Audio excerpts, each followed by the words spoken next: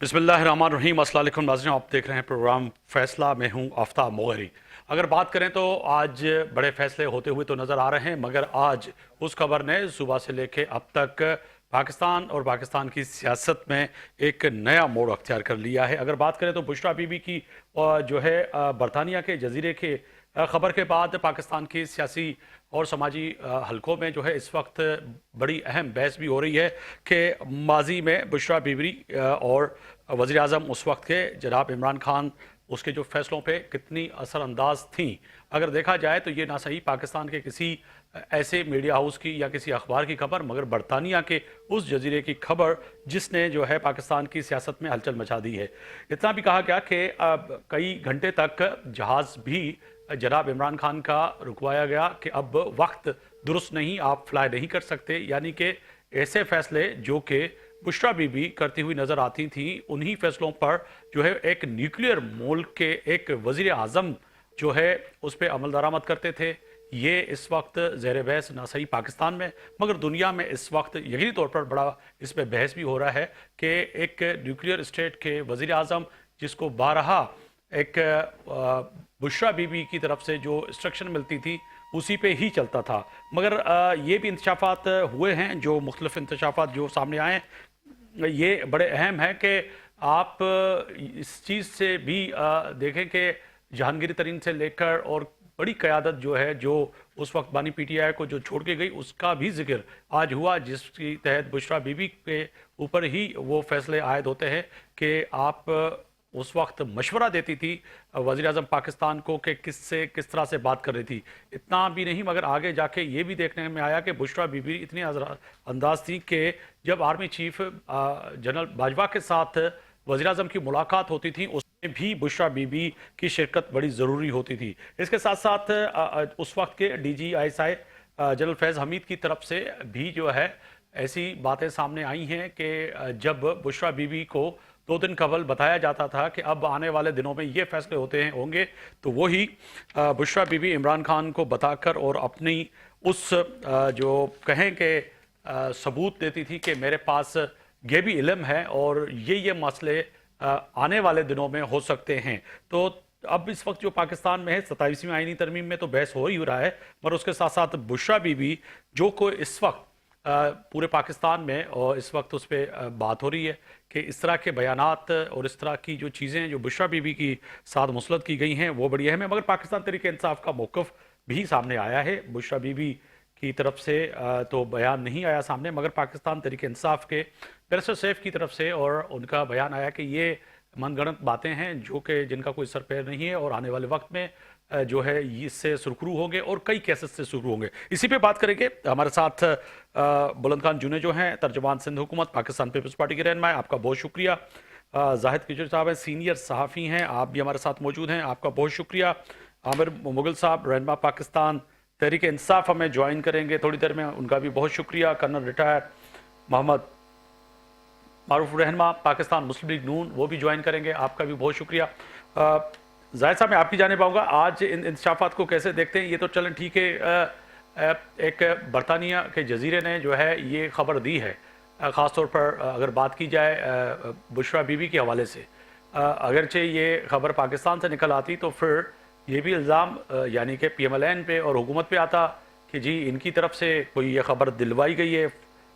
क्या कहेंगे सर? जाहिद साहब।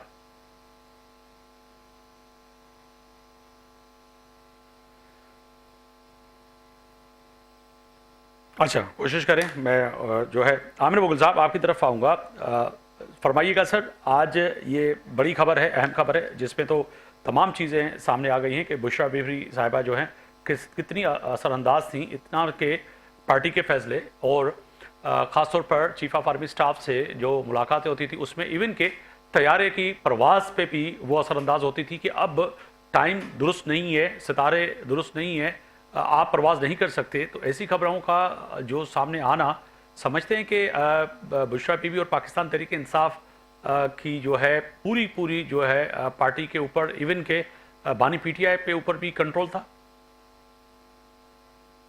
जी बिस्मिल्लाहिर्रहमानिर्रहीम। ये ताई घटिया लग और बेबुनियाद इल्जाम हैं और ये पहली दफा नहीं लग रहे हैं। आपकी इतला के लिए अर्ज है, पाकिस्तान के मीडिया में और जो मखसूस मीडिया है जिसे इमरान खान की किरदार कुशी के लिए इस्तेमाल किया जाता है, वो पिछले 4-5 साल से ये इल्ज़ाम लगा रहा है। 2021 में इस पर एक कॉलम लिखा था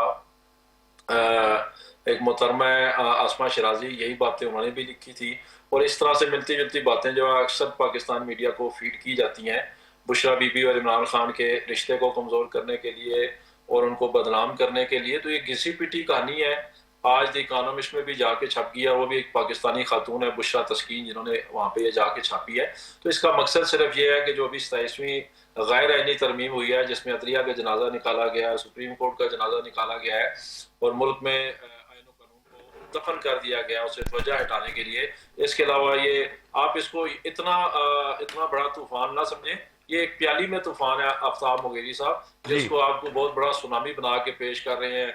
और शायद आपको भी हुक्म आ गया होगा कि आज सारे प्रोग्राम जो नहीं सर, मैं किसी का हुक्म नहीं मानता, कतई कलमी माफ कीजिएगा, मैं किसी का हुक्म नहीं मानता क्योंकि इस वक्त लीडिंग खबर है तो तभी तो आपको मौका फराहम किया है। मैंने अपने इंट्रो में भी कहा कि बैरिस्टर सैफ का भी जिक्र किया क्योंकि हम बायस मीडिया नहीं है। आप मुझ पे ये सवाल नहीं उठा सकते कि मुझे भी कहीं से इंस्ट्रक्शन मिली है। अगर कोई इंस्ट्रक्शन मिलती तो आप हमारे साथ नहीं होते, पीटीआई का मौक़िफ़ नहीं होता। तब होती, सुने, ये लीडिंग खबर तब होती, सुन ले, ऐसे ना करें ना आप। ये लीडिंग खबर तब होती, ये पहली दफा आती दुनिया के सामने। ये पिछले 6 साल से सारे पेड साफी, सारे गुलाम साफी और सारे पिंडी के बूट चाट साफी इसको लेके आ रहे हैं सामने। कोई नई खबर आप बताएं, ये कोई पहली दफा इल्जाम लगा है? वही घिसी पिटी खबरें, वही घिसे पिटे इल्जाम, वही घिसे पिटे झूठी स्टोरियां, और आप उठा के इस पे प्रोग्राम करने जा रहे हैं। प्रोग्राम करें, अदलिया को कैसे महकूम बनाया गया, प्रोग्राम करें। बिल्कुल, आप कैसे दफन किया, हमने तो आपको देखो मौका फराम किया, आप डिफेंड करें क्योंकि खबर है, खबर किसी आम शख्स के लिए नहीं है, कोई आपके मुतल्लक नहीं है, किसी एमपी एमएलएस के नहीं है, बानी पीटीआई के और साबिक वजीर आजम और न्यूक्लियर मुल्क के वजीर आजम के लिए, वो भी बरतानिया जजीरे के लिए। सर आपने, चलें ठीक है, आपने हमारे ऊपर सवाल उठा दिया, मेरे कुलीग के सामने सवाल उठा दिया कि पाकिस्तान के सहाफी हम बूट चाटने वाले हैं, आपने हम पे इल्जाम लगा दिया।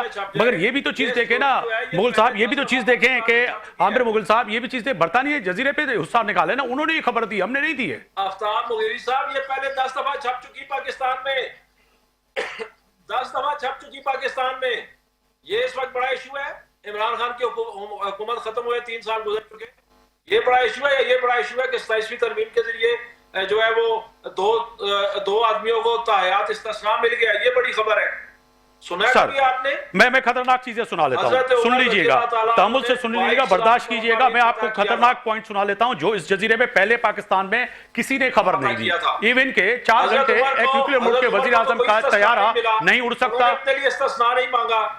हम किस पे इस्तिस्ना दे रहे हैं कि इंडिया ने हमला किया और हमने जवाब दिया? कोई शुबा सर, इंडिया से हमले की बात करेंगे तो उस वक्त तो आपके ही वजीर आजम ने कहा था कि मैं कैसे हमला करूं, ऑन द फ्लोर पे कहा था, इमरान खान ने कहा था कैसे हमला करूं। सर मेरे पास डीजल के पैसे नहीं है, पेट्रोल के पैसे नहीं है। 22 लाख मुरब्बा मील फतह करके उनको ताहयात इस्तिस्ना नहीं। मुगल साहब सुन लीजिएगा ना, तहम्मुल से सुने भी तो सही ना। आपने इल्जाम लगा दिया कि पाकिस्तान के सहाफियों के ऊपर, हमारे ऊपर आपने उंगली उठा ली, तो सुन भी लिए ना कि आपके वजीर आजम क्या कहते थे फ्लोर पर, मेरे पास तो डीजल के और पेट्रोल के पैसे नहीं है, कैसे जंग लड़ूं।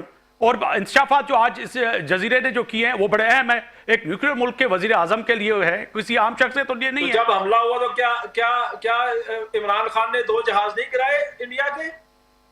वो आपने गिराए थे आफ्ताब मुगेरी साहब, वो जहाज आपने गिराए थे? पाकिस्तान की अफवाज ने गिराए थे, एयरफोर्स ने। इमरान खान उस पर नहीं थे सवार। तो फिर वजीर आजम तो थे, मगर वो क्या वजीर आजम के, आप कह रहे हैं कि इमरान खान कह रहा है कि मेरे पास पेट्रोल डीजल के पैसे नहीं है, तो फिर अगर जंग करनी थी तो फिर पेट्रोल डीजल इमरान खान के पास। सर वो फ्लोर पे है ना, आप अभी गूगल करें आ जाएगा। मैं जाना चाह रहा हूँ बुलंद खान जुनेजो साहब की तरफ, तर्जुमान सिंध हुकूमत, आप क्या कहेंगे? सर लाजमी है, मुगल साहब का अपना नुक्ता नजर है, उनको हक है जवाब देने का, पाकिस्तान तहरीक इंसाफ के रहनुमा है, फरमाइएगा सर। जो आज जो बयानात आए हैं बड़े अहम है, मगर वो कह रहे हैं कि ये तो घिसे पिटे हैं और माजी में ये बयानात आते रहे हैं, आप मीडिया वाले पता नहीं क्यों इसको उठा के और इस पर प्रोग्राम कर लेते हैं। बड़े इंतशाफात है सर, हमारे सामने जो इंतशाफात पहले तो नहीं हुए, वो शायद मुगल साहब के सामने हुए, मेरे सामने तो ये नहीं हुए हैं। बिस्मिल्लाहिर्रहमानिर्रहीम, मेहरबानी मुगेरी साहब, आपने मुझे अपने शो में लिया। और इंतहाई अफसोसनाक रिपोर्ट्स हैं जो आज द इकोनॉमिस्ट वाले आर्टिकल में आई हैं। एंड इसमें ज़ाहिर सी बात है, इकोनॉमिस्ट एक बड़ा रेपुटेबल इदारा है, और कोई भी खबर पाकिस्तान में छपी हो और अगर वो इकोनॉमिस्ट उसको बाद में उठाता है, जी तो हमें आपकी बात की जो है, एक्चुअली मुगल साहब को भी श्योर हो जाना चाहिए कि इकोनॉमिस्ट ने अपनी इतनी ड्यू डिलिजेंस की होगी कि वो खबरें शायद पाकिस्तान में छपती रहीं, और शायद हमारे मीडिया ने भी उनको इतनी अहमियत नहीं दी जो अब तक हाईलाइट नहीं हुई, और अब जाके वो इकोनॉमिस्ट ने उठाई है तो हाईलाइट हुई है। तो ये तो उस चीज़ को सेकंड करता है कि ये खबरें बिल्कुल दुरुस्त थी जो हमारे आपके कॉलीग्स ने शायद लिखी होंगी, या मुगेरी साहब जिनका आपको पता नहीं है, और हो सकता है कि उन्होंने वो खबरें सही लिखी हों, लेकिन उस वक्त उनको इतनी अहमियत नहीं दी गई हो। तो बल्कि उनको भी आप लोग को मुगल साहब को बशानदगी करनी चाहिए हमें कि कौन से लोग थे जिन्होंने ये खबरें छापी थी, ताकि उनको भी आप मुगेरी साहब बुलाएं और उनसे जरा इन्फॉर्मेशन लेके कैसे आसमा उनको पता शिराजी चला। साहिबा ने जी, आसमा शिराजी साहिबा ने कॉलम लिखा था। और जी, वो यही कह रहे हैं कि इकोनॉमिस्ट शायद आपने उसको आसमा शिराजी की बातों को अहमियत इसलिए नहीं दी क्योंकि वो पाकिस्तानी जर्नलिस्ट थी, उस पे आप जैसे आज वो कह रहे हैं ना नाराज कि हो रहे शादी करें, हैं कौन कम से से मैं कह कम। रहा हूं, आसमा शिराजी ने 2021 में कॉलम लिखा था। जी जी जुनेजो और साहब। बहुत सारे लोग इस पे बातें करते रहे शिराजी हैं, साहब ये कोई पहली दफा तो नहीं हो रही। जी उनको पाकिस्तानी होने के नाते उनको इतनी अहमियत नहीं दी गई, लेकिन अब क्योंकि इकोनॉमिस्ट ने लिखा है, और इकोनॉमिस्ट एक रेपुटेबल इदारा भी है जिसको कोई भी डिनाई नहीं कर सकता, कोई भी उसकी जो है उससे जो है उसकी क्रेडिबिलिटी नहीं छीन सकता। तो मुझे नहीं लगता कि आसमा शिराजी साहिबा ने अगर ये चीज़ लिखी थी तो गलत लिखी थी, शायद उन्होंने भी उस वक्त सही लिखी थी, और दुनिया को पता था कि पीछे जो है पीटीआई की हुकूमत में जो है जो स्ट्रिंग्स हैं जो चला रहा है हुकूमत को, वो किसके हाथों में हुकूमत हाथों से चल रही है, और इमरान खान साहब को भी कौन चला रहा है ये सबको पता था। इसमें कोई ढीकी छुपी कोई नई बात तो नहीं है, या कोई छुपी हुई बात तो नहीं है जो लोगों को पता नहीं थी। तो मुझे तो मुगल साहब को ये कहना चाहिए, मुगल साहब को हमें ये कहना बताना चाहिए कि इसमें कोई छुपा हुआ तो आपसे था नहीं, आपको सब पता था। नहीं, तो उनका भी बात कहने तो का सही मकसद ये है कि पहले भी ये बातें होती रही हैं, अब कोई नई बात नहीं हुई है, मगर इसमें नई बातें जो हैं वो बड़ी अहम है। आप साथ ही रहिएगा। मैं जो है पाकिस्तान मुस्लिम लीग नून के रहनुमा हैं कर्नल रिटायर मोहम्मद मारूफ साहब, बहुत शुक्रिया आपने वक्त निकाला प्रोग्राम के लिए। फरमाइएगा सर, जो आज बहस हो रही है, बड़ी अहम बहस है कि एक बरतानिया के जजीरे ने जो खबर दी है उसमें बड़े इंतशाफात हुए। मुगल साहब कह रहे हैं कि ये कोई नई बात नहीं है, आसमा शिराजी साहिबा ने भी लिखा है और माजी में ऐसी बातें होती रहीं और ऐसी तोहमतें और इल्ज़ाम लगते रहे, मगर वो नाराज़ हो रहे हैं कि जी आप इस पर प्रोग्राम क्यों कर रहे हैं, आप तो 27वीं आईन पे करते। मगर यहाँ पर जो इंतशाफात हैं वो बड़े अहम है। समझाइएगा सर कि एक न्यूक्लियर मुल्क के वजीर आजम का 4-4 घंटे अगर एक जजीरा लिख रहा है कि जहाज़ तब तक फ्लाई नहीं करता था जब तक बुशरा बीबी की तरफ से इजाज़त नहीं मिलती थी। इवन के चीफ ऑफ आर्मी स्टाफ उस वक्त के बाजवा साहब के साथ भी वो शरीक होती थी तमाम सलाह और मशवरों में। और इसी तरह से एक बड़ा अहम इंतशाफ जो कि बड़ा अहम, जो मुगल साहब भी सुन रहे हैं और पाकिस्तान के लोग, कि हर वो बात पहले डीजी उस वक्त थे आईएसआई जनरल फैज़ हमीद बताया करते थे, और उन्होंने बंदा अपॉइंट किया था और वही वज़ीर आज़म साहब को जाके बताते थे, वो बुशरा बीबी को बताते थे, और 2 दिन के बाद वो वज़ीर आज़म उस वक्त के इमरान खान को बताती थी, और वो बिल्कुल उसकी बात दुरुस्त होती थी, तो उसका पुख्ता यकीन होता था कि हाँ जी इनको गैप का इल्म है। बिस्मिल्लाहिर्रहमानिर्रहीम। सबसे पहले मैं आपका शुक्रिया अदा करता हूँ कि आपने मुझे अपने प्रोग्राम में बुलाया और इनवाइट किया। देखें, ये जो बातें हैं नई नहीं है, ये बहुत दफ़ा पहले ही आ चुकी हैं। आज दोबारा वही बड़े मुद्दे उठाने वाली बात है। जो इमरान खान साहब, तो आपको पता है कि इमरान खान साहब जब 1.5 साल हुकूमत के बाद उन्होंने कहा था यार कि हमने बड़ी गलती की, हमें तो 1.5 साल तक पता नहीं लगा कि हुकूमत में होता क्या है, हो क्या रहा है। हम अनपढ़ लोग थे, हमें समझ नहीं थी गवर्नेंस की, हमें पहले ट्रेनिंग लेनी चाहिए थी, हमें चीज़ों का समझ नहीं आई। फिर बाद में उन्होंने कहा कि देखिए उनकी जो बातें हैं, मेरे ख्याल में इमरान खान साहब की जितनी भी बातें हैं वजीर आजम की हैसियत से या इस अवाम की हैसियत से तो वो बहुत संजीदा होती हैं, लेकिन उनकी बात को संजीदा इसलिए नहीं दिया जा सकता कि उन्होंने हमेशा हर बात का यू टर्न लिया। वो तो यू टर्न के मशहूर थे।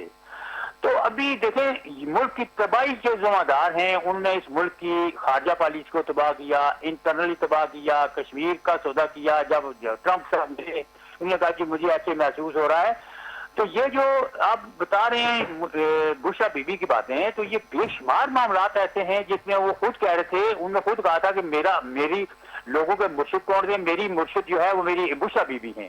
तो मुर्शिद की बात जो है वो सही हो गलत हो तो आंखें बंद करके मानी जाती है ना। देखिए ना, मुर्शिद और जो मरीद होता है उसके दरमियान रिश्ता जो है उसमें आर्गुमेंट नहीं हो सकते, उसमें कोई दलील की बात नहीं हो सकती, उसमें किसी तरह की कोई भी बहस मुबासे वाली गुंजाइश नहीं होती। मुर्शिद जो कहता है सही हो गलत हो मरीद को मानना पड़ता है। सर मगर ये तो चीज ठीक है, ये तो समझते हैं कि मुर्शिद और एक मुरीद का वो सिलसिला था, मगर ये पीटीआई की तमाम लीडरशिप जो है ये समझने से कासिर क्यों है? वो कहते हैं कि जी ये घसी पीटी बातें, आप इल्ज़ामात लगाते हैं और एक वहाँ पे प्रोग्राम कर लेते हैं। तो मुझे ये समझ से बालातर है कि ऐसी चीज़ें और इससे आगे ये तो ठीक है आप बात बता रहे हैं, मगर जो आज जो बताई गई हैं बातें इस जजीरे के थ्रू तो वो तो बड़े इंसाफात हैं, ये तो उससे भी आगे है ना, मुरीद और मुर्शिद का काम से भी तो आगे है। देखिए बात यह है कि असूली बात आपकी बात बिल्कुल सही है कि गवर्नेंस में इस तरह की चीजें नहीं हो सकती। गवर्नेंस जो है is a very serious matter. Governance जो है वो उसमें पूरी कौम की जो किस्मत होती है उसका मुस्तकबिल आपके हाथ में होता है, और इसमें ये जो प्यार मोहब्बत की बातें हैं, मरीद मुर्शिद की बातें हैं, ये नहीं हो सकती। वहां तो आपने दुनिया को जवाब देना होता है। लेकिन आपके सामने जो इमरान खान साहब के दौर में इस मुल्क की तबाही हुई है ना, इन्हीं चीजों की वजह से हुई है, और ये बात हकीकत है, कोई इसमें कोई मतलब है कि छुपी बात नहीं है कि मुख्तलिफ औकात में ये चीजें आती रही हैं कि बुशरा बीबी इमरान खान को जो बताते थे वो जो फैसले कैबिनेट में हुए होते उनको वो अनडू कर देते थे। जब बुशरा बीबी उसे अगर एग्री नहीं करती थी, ये उस वक्त की मुख्तलिफ जर्नलिस्ट हैं, मुख्तलिफ मीडिया के जो मुख्तलिफ मीडिया हाउसेज हैं उनमें बातें होती रही हैं, और उस वक्त क्योंकि वो हुक्मरान थे और उनकी जो है सोती बोलता था, तो वो उस वक्त जो इस तरह की बात करता था उसको वो अंदर कर रहे थे, वो तो इस तरह की हरकतें करते थे। लेकिन इन चीजों के जब नताए सामने आए तब लोगों को पता चला यार ये उस मुल्क के साथ जुल्म हुआ है। और ये हकीकत है कि अभी देखें, ये लोग कहते तो हैं कि बुशरा बीबी ने कुछ नहीं किया, लेकिन बुशरा बीबी बहुत जिम्मेदार है। देखें गोगी जो हैं, गोगी और वो लोग कहते थे ना गोगी पिंकी और इमरान पता नहीं लुट गया सारा पाकिस्तान, तो इसलिए कहते थे ना कि उन्होंने ये जो बुजदार साहब थे वो भी पिंकी मोहतरमा का ही चार्ज थे, और उन लेके आए, और फिर उनके बाद जितनी भी हुक्मरानी थी पंजाब की वो उनके सैनिका होती थी। और इसलिए लोग जो पीटीआई वाले आज नाराज हैं, ये जो आपके फैसलाबाद के हबीब साहब हैं उनके, वो कह रहे थे कि यार हमें तो नया पाकिस्तान और इस मुल्क की तकदीर के लिए कहा गया था, लेकिन यहाँ हम 3.5 साल गोगी और इस बुजदार को ही डिफेंड करते हुए गुजार दिया हमने। क्या किया सर मगर सवाल यही पैदा हो रहा है, चलें आज जजीरे ने तो एक इंतशाफ किया है, मगर उसके साथ साथ बारहा पाकिस्तान तहरीक इंसाफ की क़यादत कहती रही कि इंटरपोल के थ्रू फराह गोगी को और दीगर लोगों को ले आए, पकड़ा जाए, और जो आप सिर्फ बयानी की हद तक बयान करते हैं प्रोग्रामों में, प्रेस कॉन्फ्रेंसों में, अपनी मीडिया टॉक में, मगर उन जो है जिनके ऊपर आप इल्ज़ाम आयद करते हैं ये फ्रंट मैन थे, उनको अभी तक आपकी हुकूमत विभाग आपके पास है, एफआई आपके पास है, अभी तक गिरफ्तारियां क्यों नहीं हुई? उसकी वजह क्या है? या सिर्फ ये आपने महज रखा है कि बयानी की हद तक के जी ठीक है, और जलसों में, कॉर्नर मीटिंग में, इलेक्शन में ये नाम काम आएंगे, फर्क होगी और बोजदार और दीगर जो चीज़ें? देखें इसमें जब किसी जो एक्स्ट्राडिक्शन होती है, जब बात से किसी को लाना होता है उसका एक प्रॉपर प्रोसीजर है, और प्रोसीजर बदनसीबी हमारी यही है कि हमारी जो अदालती निज़ाम है इसमें आप नहीं चल सकते। अभी इंशाल्लाह उम्मीद है कुछ बेहतरी आएगी, क्योंकि ये जो यूथिया जजेस थे जिन्होंने रिजाइन दिए या जो भी फारो हो रहे हैं ना, अल्लाह करे कि फिर इस मुल्क में कड़ा एहसाब होना चाहिए। और मैं इसके आगे में इसमें कोई भी जमात, किसी जमात का हो, पीटीआई का हो, मुस्लिम लीग का हो, पीपल्स पार्टी का हो, जिस किसी ने भी इस मुल्क के साथ जुल्म किया है, करप्शन की है, अदारों को तबाह किया है, मैं कहता हूँ उसका कड़ा एहसाब होना चाहिए। तो ये सियासी मसलतों से निकल कर जब मुल्क का निजाम हम चलाएंगे तब ये मुल्क दुरुस्त होगा। मैं इस बात से 100% इत्तेफाक करता हूँ, और ये इंशाल्लाह उम्मीद है हाफिज साहब जो हैं वो इस मामले में बड़े डिटर्मिन हैं, उनको ना कोई लालच है ना उनको लश्क है इस तरह की, तो उम्मीद है कि चीजें बेहतरी की तरफ जाएंगी। लेकिन इशू यही है आपके सामने, ये जो 190 मिलियन पाउंड का जो केस था जो इंग्लैंड वाला था, आप देखें उसमें एडजर्नमेंट हो जाती हैं, उसमें कभी एक इशू आ जाता है, कभी दूसरा आ जाता है, विटनेस को जो ट्रायल नहीं हो रहा। तो ये मसाइल हमारे जुडिशरी सिस्टम के इतने ज्यादा हैं कि इसमें हुकूमत चलना भी चाहे। सर सारा सिस्टम तो आपके ही पास है ना, वही जो सवाल कर रहे हैं पाकिस्तान तहरीक इंसाफ की तरफ से मुस्लिम लीडरशिप जो उनका जो इस वक्त बड़ा यही है फैसला कि भाई हम तो फैसले के लिए मानने के लिए तैयार हैं, हम जेलों में भी बैठे हुए हैं, हमारे खिलाफ जो कार्रवाइयाँ हो रही हैं वो भी सही हैं, मगर कहीं ना कहीं नताइज पे तो पहुंचना तो आपका काम है ना। तमाम इन्वेस्टिगेशन, जैसे मैंने कहा, मुझे मुझे मुझे मुझे ये बताएं कि किसी बंदे को हुकूमत तो कन्विक्ट नहीं कर सकती ना, किसी बंदे को इस्तेगासा कन्विक्ट तो नहीं कर सकता। ठीक इस्तेगासा है, क्या मैं कर सकता है? आमिर मुगल साहब की तरफ जाना चाहूँगा।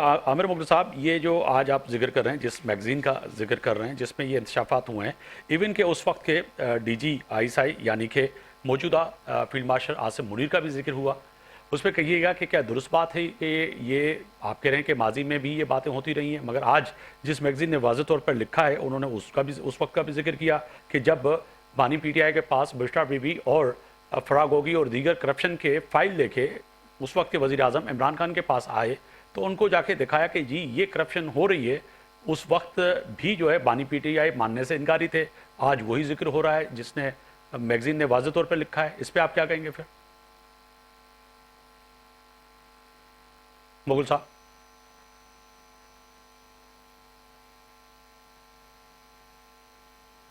ठीक है, बुलंद खान जूनियर साहब, यही सवाल सर आपके सामने। चलें, कोशिश करें कि मुगल साहब और जो है हमें ज्वाइन कर लें थोड़ी देर में। कर्नल साहब, ये भी बड़ा इंकशाफात थे जो आपके सामने जो बड़े अहम हैं कि जी उस वक्त DG ISI आसिम मुनीर साहब ने जो है एक फ़ाइल दिखाई उस वक्त के वज़ीर आज़म इमरान खान को, और वो उसमें वाज़ेह तौर पर उन्होंने करप्शन की जो बातें की थी, आज वही मैगजीन ने लिखा है। तो उस वक्त भी जो है बानी PTI मानने से इनकारी थे। देखें, इसमें तो कोई शक नहीं है। मुझे एक बात बताएं कि जनरल आसिम मुनीर ये मेजर जनरल थे, प्रमोट हुए लेफ्टिनेंट जनरल, और इनको DG ISI लगाया गया क्योंकि उससे पहले ये डायरेक्टर MI थे, मिलिट्री इंटेलिजेंस। जब वहाँ गए तो ये नहीं हो सकता क्योंकि ISI एक बहुत बड़ा अदारा है और उसके जो डायनामिक्स है बड़े डिफरेंट है। और वहाँ 3-4 महीने तो आप ये समझें कि उस अदारे के जो प्रोज एंड कॉन्स और उसके जो खद्दो खाल हैं वो पढ़ने में लग जाते हैं। आप अंदाजा करें कि ये वहाँ 3 महीने रहे, उनको वहाँ निकाल दिया गया। और उसकी बुनियादी वजह क्या थी? ये फैसल वोडा जो है, जो उसका वजीर थे इमरान खान साहब के, उनकी जुबानी आपने सुना था। उन्होंने कहा जी कि आसिम मुनीर जब DG ISI थे तो वो फाइल लेके जा रहे थे, तो मुझसे उनकी मुलाकात हुई। तो मैंने उनको कहा कि ये क्या है? उन्होंने कहा जी कि ये वो एविडेंस हैं, वो हकायक और शवाहिद हैं जो करप्शन के हैं पंजाब में और फराग होगी और बुशरा बीबी के। तो उन्होंने कहा कि आप पागल तो नहीं हो गए? आप प्राइम मिनिस्टर को इनके बारे में, उसने कहा जी बात ये है कि मैं पागल नहीं हूँ, मैं अगर प्राइम मिनिस्टर को ये बातें बता नहीं, इसका मतलब मैं डिसऑनेस्ट हूँ, मैं डिसलॉयल हूँ। प्राइम मिनिस्टर इस मुल्क के इस हेड ऑफ द गवर्नमेंट हैं और वो मुल्क का निजाम चला रहे हैं, तो मेरी ये as a loyalty, as a honesty और ये मेरी जिम्मेदारी है, मुझे तो बेशक निकाल दें। साथ ही रहिए। मैं आमिर मुगल साहब से यही सवाल किया था, उनकी लाइन ड्रॉप हो गई थी हमारे साथ। आमिर मुगल साहब, ये भी बड़ा अहम सवाल है कि उस वक्त के जो जिक्र कर रहे हैं कि DG ISI यानी कि मौजूदा फील्ड मार्शल आसिम मुनीर साहब ने जब फाइल दिखाई उस वक्त के वज़ीर आज़म को कि जी फराग होगी और बुशरा बीबी के ये कारनामे, ये करतूत हैं जिनका आज भी जिक्र किया गया है इस मैगजीन में, खबर में, तो उस वक्त भी मानने से इनकारी थे और उनको फिर अपने मनसब से हाथ धोने पड़े। जो नॉन लीग के रिप्रेजेंटेटिव हैं, इनका नाम क्या है?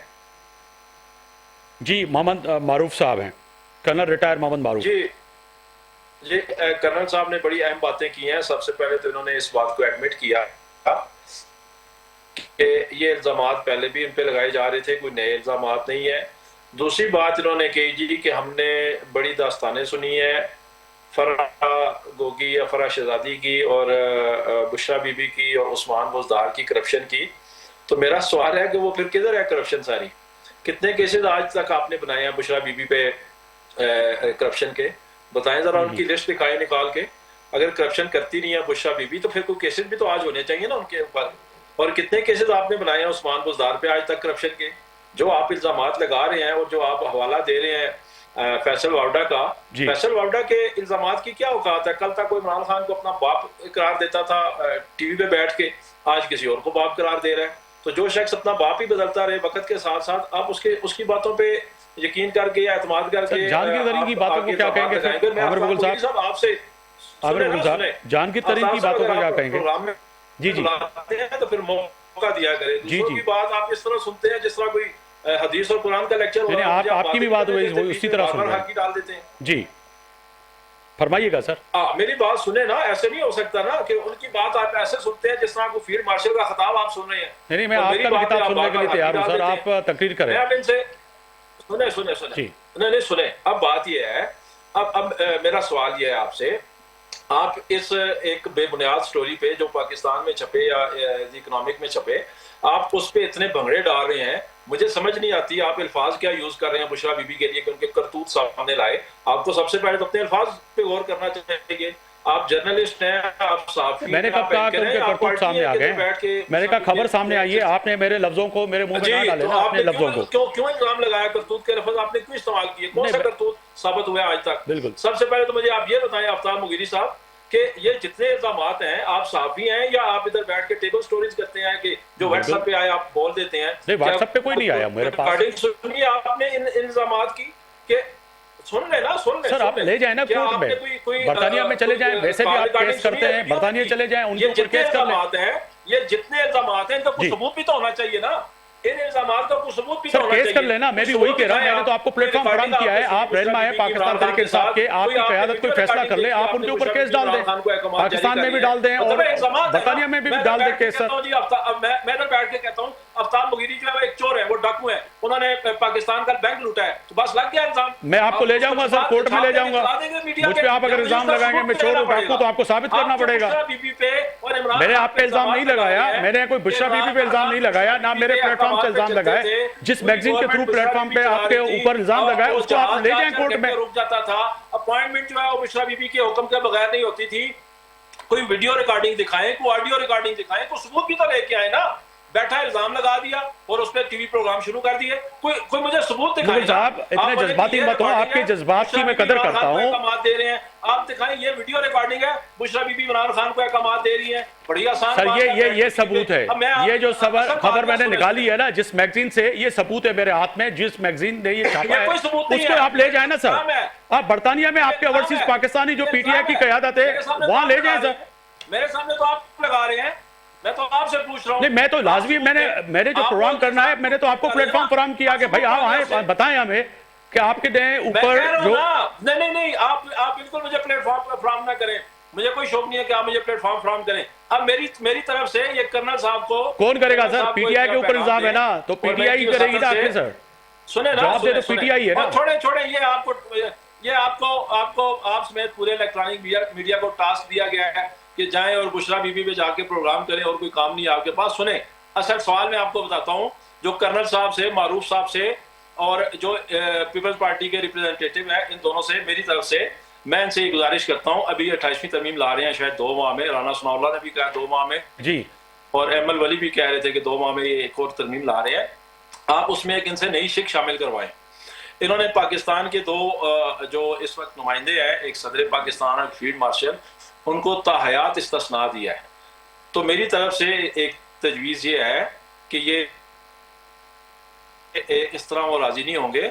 आप उसमें 28वीं तरमीम में एक शिक ये डालें कि ये जो दोनों जिन शियात को इस्तिस्ना दिया गया ताहयात, तो ये तो आपने बंदोबस्त किया इनकी ज़िंदगी तक का, अल्लाह ताला इनको लंबी ज़िंदगी दे, लेकिन इनकी ज़िंदगी के बाद एक आगे ज़िंदगी है कब्र की और एक उसके बाद है हशर की।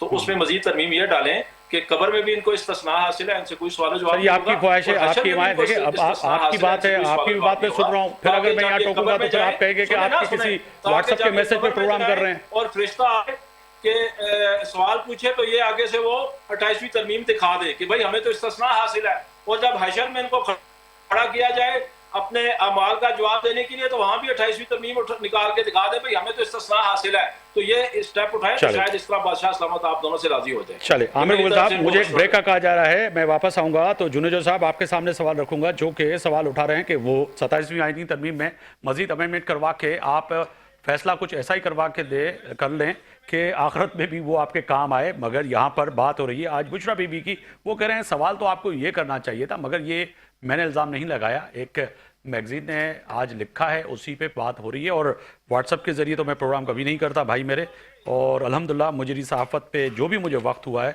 वो सारे दोस्तों को पता है। और उस वक्त भी जब 2018 में मैं फॉरेन मिनिस्टर के साथ अमेरिका में मौजूद था और 2019 में इसी बानी पीटिया के साथ मौजूद था। बहुत सी चीज़ें ऐसी हैं जो बयान करेंगे ऑन ईयर, तो शायद आप छोड़ के चले जाएं, वापस आते तो इसी पे बात करेंगे।